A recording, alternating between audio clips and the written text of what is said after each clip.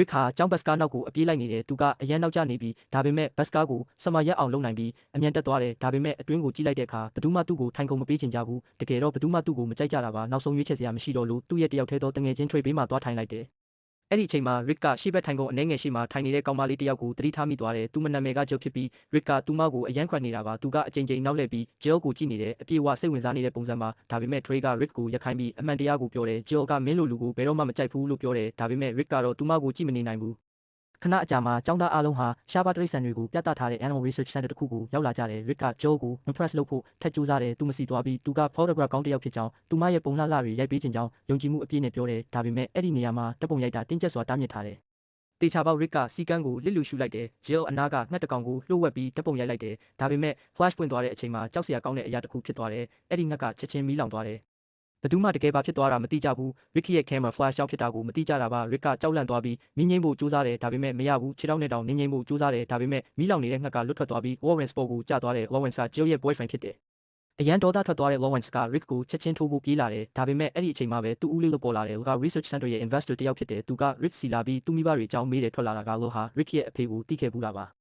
Rick ကသူ့မိဘတွေဟာနှစ်ပေါင်းများစွာကတည်းကတေဆုံးသွားပြီးအခုတော့ဦးလေးနဲ့အတော်နဲ့အတူနေကြောင်းပြောတယ်ဒါကြားပြီးလောကစိတ်မကောင်းဖြစ်သွားပြီးထွက်သွားတယ်ဒါပေမဲ့ကိုထွက်သွားတာနဲ့ Lawrence က Rick ကိုပြန် bullying လုပ်တယ်သူ့ကိုအပြင်းပြင်းနဲ့တွန်းချလိုက်ပြီး Rick ကတရိတ်ဆန်အညစ်ကြေးပုံနဲ့တိုက်ရိုက်ကျသွားတယ်အညစ်ကြေးတွေနဲ့ဖုံးလွှမ်းသွားတဲ့ Rick ကအရန်ယူရှာနေတယ်ကိုတန့်ရှင်းဖို့သူကအနာကအရေးတစ်ခုကိုရေထင်ပြီးကိုပေါ်လောင်ချလိုက်တယ်ဒါပေမဲ့အဲ့ဒါကရေမဟုတ်ပဲ male animals တွေကိုဆွဲဆောင်ဖို့သုံးတဲ့ chemical ဖြစ်နေတယ်စက္ကန့်ပိုင်းအတွင်းမှာပဲတရိတ်ဆန်တွေနေရာအနှံ့ကနေပေါ်လာပြီးသူ့ပေါ်တက်ကုန်ကြတယ်ပတ်ဝန်းကျင်ကလူတွေအားလုံးရေမောကြတယ် Rick ကထပ်ပြီးအဆက်ကွဲရပြန်တယ်အဲ့ဒီအရှုပ်ထွေးကြမှာ Dragonfly တကောင်က Rick ကိုကိုက်သွားတယ်ဒါပေမဲ့တရိတ်ဆန်တွေဝိုင်းနေတာကြောင့် Rick ကသတိမထားမိဘူးတရိတ်ဆန်တွေပိုများလာပြီးသူ့စီဆက်လာနေကြတယ်လူတွေအံ့ဩနေကြတယ်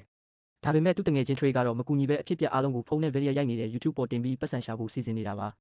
အဲ့ဒီအရှုပ်ထွေးပြီးနောက်လူတိုင်း research center ကနေထွက်ခွာပြီးအိမ်ပြန်ကြတယ် Rick ကအရန်ပင်ပန်းနေတယ်အားကုန်တယ်လို့ဖြစ်နေတယ်အိမ်ရောက်တော့ဦးလေးနဲ့အတော်ကစောင့်နေကြတယ်ဦးလေးကငါးတွေကိုအစာကျွေးခိုင်းတယ်ဒါပေမဲ့ Rick ကငါးကန်နာသွားတာနဲ့အန်ထွက်သွားတယ်သူကမက်တက်တောင်မရက်နိုင်လောက်အောင်ပင်ပန်းနေပြီးဘာမှမပြောဘဲအခန်းထဲတန်းဝင်ပြီးအိပ်ရာပေါ်လဲကျသွားတယ်တစ်ဖက်မှာတော့ Uncle Lo ဟာသိပ္ပံပညာရှင်တွေနဲ့ lab တစ်ခုထဲမှာရှိနေတယ်အဲ့ဒီမှာသူဟာအသက်အန္တရာယ်ရှိတဲ့ယောဂတစ်မျိုးခံစားနေရပြီးအသက်မရှိတော့ဘူးဆိုတာထုတ်ဖော်ပြသတယ်ဒါပေမဲ့နှစ်ပေါင်းများစွာကြာအောင်သူနဲ့သူ့အဖွဲ့ဟာသူ့ကိုကုသနိုင်မဲ့မရှင်တစ်ခုကိုတည်ဆောက်နေခဲ့ကြတယ်အခုလောက်က doctor တယောက်ကို machine ကိုဖွင့်ခိုင်းတယ်ဒါပေမဲ့ doctor ကမပြီးသေးဘူးမသုံးသင့်သေးဘူးလို့ပြောတယ်လူကတော့ဂရုမစိုက်ဘူးအတင်းဖွင့်ခိုင်းတယ်နောက်ဆုံး doctor က machine ကိုဖွင့်လိုက်တယ်လောက machine ထဲမှာထိုင်နေပြီးခဏလောက်တော့အဆင်ပြေနေတယ်လို့ပဲဒါပေမဲ့ရုတ်တရက် machine ကပောက်ကွဲသွားတယ်lab ထဲကလူတွေက matching ပြတ်သွားပြီထင်ပြီး logo ရေမောကြတယ်သိပ္ပံပညာရှင်တယောက်က logo လောင်ပြောင်တောင်လုပ်တယ်ဒါပေမဲ့မထင်မှတ်ထားတဲ့အရာတစ်ခုဖြစ်လာတယ် logo ကအဲ့ဒီသိပ္ပံပညာရှင်ကိုဖမ်းပြီးသူ့ရဲ့ energy အားလုံးကိုစုပ်ယူလိုက်တယ်သိပ္ပံပညာရှင်ကချက်ချင်းတည်သွားတယ်အဲ့ဒီအချိန်မှာပဲ logo ကအမှန်တရားကိုသိသွားတဲ့ machine ကတကယ်အလုပ်လုပ်တယ်သူကတခြားလူတွေရဲ့ energy ကိုဆက်စုပ်ယူနေတဲ့၍သူ့ယောဂကြောင့်မတည်တော့ဘူးတစ်ချိန်တည်းမှာပဲ Rick ကအိမ်မှာအိပ်ပျော်နေတော့အဲ့ဒီနေ့မှာသူ့ကျောင်းမှာ annual function တစ်ခုကျင်းပနေပြီး chief guest ကတော့နာမည်ကြီးသိပ္ပံပညာရှင် Stephen Hawking ဖြစ်တယ်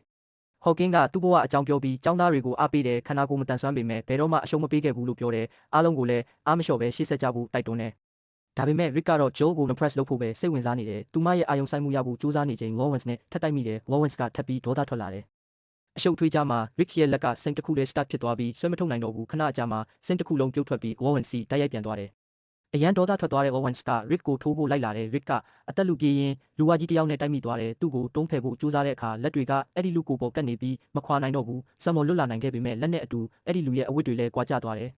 လူအားလုံးအံ့ဩသွားကြတယ်အခုချိန်မှာ Rick ဟာပုံမှန်မဟုတ်တဲ့အရာတွေလုပ်နေတာသိတာလာပြီအဲ့ဒီနောက် Rick ကကြောင်းပြင်ထွက်ပြီးကိုယ်အတွင်းမှာတစ်ခုခုပြောင်းလဲသွားပြီလို့ခံစားလာတယ်သူ့မှာ super power တစ်မျိုးရလာတယ်လို့ခံစားရတယ်စမ်းကြည့်ဖို့အနီးကအဆောက်အဦတစ်ခုကိုလက်နဲ့တက်ကြည့်တယ်သူအမှန်တကယ်တက်နိုင်သွားတယ်နံရံပေါ်မှာလွယ်လွယ်ကူကူသွားလာနိုင်တယ်အဲ့ဒီအချိန်မှာပဲသူ့မှာ supernatural ability တကယ်ရှိနေပြီဆိုတာသိသွားတယ်အဲ့ဒီအချိန်မှာအမျိုးသမီးတစ်ယောက်ခွေးလန်းလျှောက်နေတာကိုသတိထားမိတယ်တစ်ချိန်တည်းမှာ truck တစ်စီးကအရှိန်ပြင်းပြင်းနဲ့သူမစီတန်းလာနေတဲ့ driver ကမရက်နိုင်တော့ဘူးမစင်စားပဲ Rick ကပြေးသွားပြီးအမျိုးသမီးကိုတွန်းဖယ်ကယ်တင်လိုက်တယ်ဒါပေမဲ့ truck ကသူ့ကိုတိုက်သွားတယ်ထူးဆန်းတာက Rick မှာဒဏ်ရာတစ်ချက်မှမရဘူး truck ကတော့ပျက်စီးသွားတယ်ဒါပေမဲ့အခြေအနေကမှောင်မိုက်သွားတယ် Rick ကသူကယ်ခဲ့တဲ့အမျိုးသမီးကိုကြည့်လိုက်တော့သူမဟာ cutting machine တစ်ခုတည်းကျသွားပြီးတေဆုံးနေပြီဒီနောက် Rick ကအိမ်ပြန်ပြီးသူ့ဦးလေးနဲ့အတော်ကိုထူးဆန်းတဲ့အရာတွေဖြစ်နေကြောင်းပြောတယ် Dragonfly ကိုက်ပြီးနောက်ပိုင်း super power ရလာတယ်လို့ယုံကြည်နေတယ်စမ်းသက်ဖို့သူ့ဦးလေးက knife နဲ့တိုက်ခိုက်တယ်ဒါပေမဲ့ knife က Rick ရဲ့အရေးပြားကိုမဖောက်နိုင်ပဲဒါပဲကွေးသွားတယ်အဲ့ဒီအချိန်မှာဦးလေးက Rick မှာတကယ် power ရှိတယ်ဆိုတာယုံသွားတယ်အဲ့ဒီနောက် Rick ရဲ့အတိတ်ကိုပြသတယ် Rick ကမိဘတွေနဲ့ရှောက်ကြည့်ပြီးအိမ်ပြန်လာနေတဲ့လမ်းမှာတပြအုပ်စုကလူရက်ဖို့ကြိုးစားတယ် Rick ကမိဘတွေကိုကာကွယ်ဖို့ဝင်တားတယ်ဒါပေမဲ့အခြေအနေဆိုးသွားပြီးမတော်တဆသူ့မိဘတွေကိုသူ့လက်နဲ့ပဲတတ်မိသွားတယ်တေခါနီးမှာသူ့ဖေက ring တကွင်းပေးသွားတယ်အဲ့ဒီလက်စွပ်ကို Rick အမြဲဆောင်ထားတယ်အပြစ်ရှိတယ်လို့ခံစားရတဲ့ Rick ကလက်စွပ်ကိုပစ်လိုက်တယ်ဒါပေမဲ့ somehow ပြန်ရောက်လာတယ် အဲ့ဒီအချိန်မှာ Jill ရောက်လာတဲ့ Lawrence နဲ့မပြောတော့ဘူး Rick နဲ့ပဲ date ချင်တယ်လို့ပြောတယ်ဒါပေမဲ့ Rick ကဘာပြန်ပြောရမလဲတော့မသိသေးခင် Lawrence က sports car အသစ်နဲ့ရောက်လာတယ် Jill က Rick ကိုကြည့်ပြီးမင်းမှာဒီလိုကားရှိရင်ငါတို့ long drive ထွက်လို့ရမှာလို့ပြောပြီး Lawrence နဲ့ထွက်သွားတယ် Rick ကသူ့စပေးဟောင်းကိုကြည့်ပြီး sports car တစ်စီးဘယ်တော့မှမဝယ်နိုင်ဘူးလို့တွေးနေတယ်နောက်ပိုင်းမှာ Rick က online မှာ super power ရှိသူတွေအတွက် special scope ဖွင့်ထားတဲ့ professor အကြောင်းရှာတယ်ကိုနားလည်ဖို့နောက်နေ့မှာသူ့စီသွားဖို့ဆုံးဖြတ်လိုက်တယ် Rick က plan အသစ်တစ်ခုချတယ် loan UB sports car ဝင်မယ်လို့ဆုံးဖြတ်တယ်ဒါကြောင့်ဦးလေးအတော်နဲ့အတူတိုင်သွားတယ်ဒါပေမဲ့ဂိုင်ထဲကို robber တွေဝင်လာတဲ့အရှုပ်ထွေးကြမှာ Rick ကအတော်နဲ့အတူလွတ်အောင်ကြိုးစားတယ် robber တွေက bank door ဖွင့်မရလို့ထွက်မရဖြစ်နေတယ်ထူးဆန်းတာက Rick ကသူတို့ကိုတောင်ကူညီပေးလိုက်တယ် robber တွေထွက်ပြေးသွားပြီးနောက်အပြင်မှာလူအုပ်ကြီးစုနေတာ Rick သတိထားမိတယ်တွားကြည့်တော့မြောက်ကလေးတစ်ကောင် track လေးလုတ်ပြနေတာတွေ့ရတယ်ဒါပေမဲ့ဦးလေးရဲ့နာကျင်တန်ကြားလိုက်ရတယ်ပြေးသွားကြည့်တော့ဦးလေးအခြေအနေဆိုးလာနေပြီးအဲ့ဒီအချိန်မှာ medical team ရောက်လာပြီး hospital ခေါ်သွားတယ်တစ်ဖက်မှာတော့ Uncle Lou ဟာ office ထဲမှာကိုယ်ခန္ဓာကိုယ်ကိုကျေနပ်စွာကြည့်နေတဲ့ assistant ဝင်လာပြီးမဲ့ခဏအကြာလောက်ကပြန်အားနည်းလာတယ်မဆိုင်မတွပဲ assistant ရဲ့ energy ကိုစုပ်ယူလိုက်တဲ့ assistant ကချက်ချင်းတည်သွားတယ်လောက body ကို cabinet ထဲဝက်လိုက်တယ် meanwhile Rick က hospital ရောက်ပြီးဦးလေးကိုတွေ့တယ်အဲ့ဒီနောက် professor Xavier C finally သွားဖို့ဆုံးဖြတ်လိုက်တယ်Professor Tuck က Rick ကို special school တစ်ခုစီခေါ်သွားတယ်အဲ့ဒီမှာသူ့လိုဖောက်ရှိတဲ့ကလေးတွေအများကြီးရှိတယ်တချို့ကငယ်တယ်တချို့ကအသက်ကြီးတယ်ဒါပေမဲ့ဘယ်သူမှ normal မဟုတ်ကြဘူးလူတိုင်းမှာ unique super power ကိုစီရှိနေတယ်ပြီးတော့ Xavier ကသူ့မိန်းမနဲ့မိတ်ဆက်ပေးတယ်သူမကအယုတ်လိုတစ်ခုကိုကင်လာတယ်ဒါပေမဲ့အဲ့ဒါကသူတို့သားဖြစ်နေတဲ့ကလေးကလက်မြောက်ပြီး power 3က Xavier ကိုလေထဲမြောက်ပြီးပစ်ချလိုက်တယ် Xavier ကတော့ Rick costume မရွေးရသေးတာကိုစိတ်မကျေနပ်ဘူးဒီနေရာမှာနေချင်ရင် superhero costume ရွေးရမယ်လို့ပြောတယ်နောက်ပိုင်း Rick ကသူ့ superhero costume ကိုကိုယ်တိုင် design လုပ်တယ်အစိမ်းရောင်စုဖြစ်ပြီး Dragonfly logo ပါတယ်သူ့ power က Dragonfly ဘက်ကလာတာသိလို့ပါsuit ဝတ်ပြီး rooftop ပေါ်တက်သွားတယ်ဒါပေမဲ့တယောက်တည်းမဟုတ်ဘူးသူနဲ့ costume ဆင်တူ superhero တယောက်ရှိနေတယ်အဲ့ဒီလူကဒီနေရာကသူ့နေရာဖြစ်တယ်လို့ပြောတယ် Rick ကအတူရှလို့ရပါတယ်လို့ပြန်ပြောတယ်နောက်နေ့မနက်မှာ Rick ကအလုပ် interview သွားတယ်ပတ်စံရှာချင်လို့ပါ interview အတွင်းမှာ costume ဝတ်ထားတဲ့ကိုယ်ပုံတွေပြပြီး impress လုပ်ဖို့ကြိုးစားတယ်ဒါပေမဲ့ manager ကစိတ်မဝင်စားဘူးအဲ့ဒီအချိန်မှာ university တစ်ခုအထားခံနေရတယ်လို့လူတစ်ယောက်ဝင်ပြောတယ် Rick က university မှာတော့ Charles ဖြစ်နေပြီး Uncle Lo က silver suit ဝတ်ပြီး full villain ဖြစ်လာတယ်သူ့ plan ကလူငယ်တွေရဲ့ blog ကိုယူပြီး surround လုပ်ဖို့ပါအဲ့ဒါနဲ့ immoral ဖြစ်ချင်နေတာလောက်မပြီးခင် Rick costume နဲ့ရောက်လာတယ်ဒါကသူတို့ရဲ့ပထမဆုံး face up ဖြစ်တယ် fight စတင်သွားတယ်လူက sharp blades တွေဖြစ်တယ်ဒါပေမဲ့ Rick ရဲ့ suit ကခံနိုင်တယ် fight ကြာလာတာနဲ့လူက Rick ကိုမရှင်းနိုင်တော့ဘူးဒါကြောင့် retreat လုပ်ပြီးထွက်ပြေးသွားတယ် Jill လည်းအဲ့ဒီမှာရှိနေပြီးအရန်သဘောကျသွားတယ်ဒါပေမဲ့သူမသဘောကျတာ Rick ကိုမဟုတ်ဘူး costume ဝတ်ထားတဲ့ superhero ကိုပါသူမက mask အောက်ကလူက Rick မှမသိသေးဘူးအဲ့ဒီညမှာ Jill တွေကထွက်လာတယ် Rick ကလိုက်သွားပြီးစကားပြောဖို့ကြိုးစားတယ်ဒါပေမဲ့ nervous ဖြစ်လွန်းလို့စကားတောင်မပြောနိုင်ဘူးနောက်ဆုံး Jill ကပဲစကားဆက်တယ်သူမက Rick သူမကို date ခေါ်စေချင်ခဲ့တာလို့ပြောတယ်ဒါပေမဲ့ Rick ကငြိမ်နေတော့မဲ့ Jill စိတ်ဆိုးပြီးထွက်သွားတယ်ခဏအကြာ Jill တယောက်တည်းလမ်းလျှောက်နေချိန်တောက်တွေလိုက်လာတယ်အန်နီရဲ့ဖြစ်ခါနီးမှာ Rick superhero costume နဲ့ထက်ရောက်လာတယ်သူတို့ကိုအလွယ်တကူအနိုင်ယူပြီး Jill ကိုကယ်တင်လိုက်တယ် Jill က Dragonfly superhero ကိုပို့ပြီးသဘောကျလာတယ် Meanwhile Uncle Lo ဟာ lab ထဲမှာ shocking discovery တစ်ခုလုပ်မိတယ်လူ48သူညရဲ့ energy ကိုစုပ်ယူနိုင်ရင်လုံးဝ immortal ဖြစ်သွားမယ်ဆိုတာသိသွားတယ်ဒါကြောင့်48သူညရောက်ကိုတက်ပြီး forever အသက်ရှင်ဖို့ဆုံးဖြတ်လိုက်တယ်ဒီနောက်မှာ Rick ရဲ့အတော်က Jill ကို dinner ဖိတ်တယ် dinner အတွင်း Jill က Dragonfly superhero ကိုအရန်သဘောကျကြောင်းပြောတယ်သူမအသက်ကို2ကြိမ်တောင်ကယ်ခဲ့လို့ချစ်မိနေတယ်လို့ခံစားရတယ်လို့ပြောတယ်အဲ့ဒီအချိန် Lawrence နဲ့ Uncle Lou ရောက်လာတယ်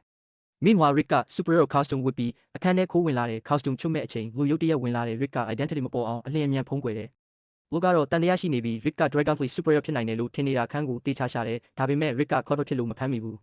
dining room ပြန်ရောက်တဲ့အခါ Rick ကပုံမှန်ဝတ်နဲ့ရောက်နေပြီးလူက Rick လက်ကဒဏ်ရာကိုသတိထားမိပြီးဘယ်လိုဖြစ်တာလဲမေးတယ် Rick က fight ဖြစ်လို့လိန်ပြောတယ်ဒါပေမဲ့လို့အတွက်အဲ့ဒါလုံးလောက်ပြီး blade ဖြစ်တုန်းကဒဏ်ရာနဲ့တူနေလို့ Rick က superhero ဆိုတာသိသွားတယ် Rick ကထားဖိတ်ပြောင်းပြီး Jill နဲ့စကားပြောဖို့ကြိုးစားတယ်နောက်တော့ Lawrence ထွက်သွားပြီး Rick နဲ့ Jill နှစ်ယောက်တည်းကြံခဲ့တဲ့ Dragonfly superhero အကြောင်းပြောနေကြချိန်လူက villain form နဲ့ပြန်ရောက်လာတယ်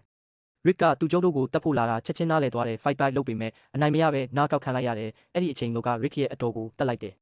နောက်ပြီး Rick က hospital ပြေးသွားပြီးဦးလေးကိုအဖြစ်ပြက်ပြောဖို့ကြိုးစားတယ် doctor က shocking news မပြောဖို့တတိပေးတယ်ဒါပေမဲ့ doctor တယောက်ကမတော်တဆအမှန်ပြောမိသွားတယ်မိမသေးသွားကြောင်းကြားတာနဲ့ Rick ရဲ့ဦးလေးအရန်ဝမ်းနေသွားတယ်နောက်နေ့ funeral ကျင်းပတယ်ဦးလေးကအရန်စိတ်ထိခိုက်နေပြီးမိမ coffin နဲ့တောင်အတူဝင်လဲကျင်တယ်ထူးဆန်းတာကဘာမှမရောက်သေးဘူးခဏကြာ coffin ရောက်လာတယ်ဖွင့်လိုက်တာနဲ့ဘာဒီကပြုတ်ကျပြီးအနီးကမီးတဲ့လှိမ့်ဝင်သွားတယ်ဘာဒီကလူရှိတင်မီးလောင်သွားတယ်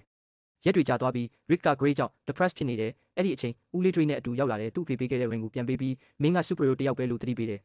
villain တယောက်ကလူထောင်ပေါင်းများစွာကိုတတ်ဖို့စီစဉ်နေတယ်မင်းပဲတားနိုင်တယ်လို့ပြောတယ် Rick ကလူတွေကိုကူညီခြင်းပေမဲ့ကောင်းတာလုပ်တိုင်းအမှားဖြစ်နေတယ်လို့ပြောတယ်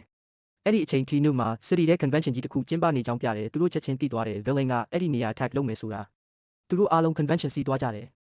event မှာ Uncle ရောက်နေပြီဒါပေမဲ့ Rick ကလူဟာ villain ဆိုတာမသိသေးဘူးလောကမောင်တယောက်ကိုလက်ညှိုးထိုးပြီးအဲ့ဒီလူက villain လို့လိန်ပြောတယ်မစင်စားပဲ Rick costume ဝတ်ပြီး innocent monk ကိုတွားရိုက်တော့တယ်ဒီ distraction ကိုအသုံးချပြီးလောက်က escape လုပ်တယ်ပြီးတော့ villain form နဲ့ပြန်လာပြီး power 3က road တစ်ခုလုံး Rick ပေါ်ပြိုကျအောင်လုပ်လိုက်တယ်ဒါပေမဲ့ Rick အသက်ရှင်နေတဲ့ road ကိုတောင်ပြန်ပစ်တင်ဖို့ကြိုးစားတယ်ဒါပေမဲ့ပြန်ကျလာပြီး trap ဖြစ်သွားတယ် villain က blades တွေပစ်ပြီး finish လုပ်ဖို့ကြိုးစားတယ်ဒါပေမဲ့ Jill ကရုတ်တရက်ဝင်ကာပြီး hit ကိုယူလိုက်တယ်သူမက superhero ကိုချစ်နေပြီ Jill တန်ရာရသွားတာမြင်ပြီး Rick အရန်ဒေါသထွက်သွားတယ်သူမကို roof တပေါ်ခေါ်တင်သွားတယ်အဲ့ဒီမှာ villain ရဲ့ machine ကလူတွေရဲ့အသက်ကိုစုပ်ယူနေပြီ Rick ကအဲ့ဒီ machine ကိုတုံးပြီး Jill ကို revive ပြန်လုပ်တယ် Jill အသက်ရှင်လာတယ်ဒါပေမဲ့အချိန်မကျန်တော့ဘူးစက္ကန့်အနည်းငယ်အတွင်း villain က immortal ဖြစ်တော့မယ်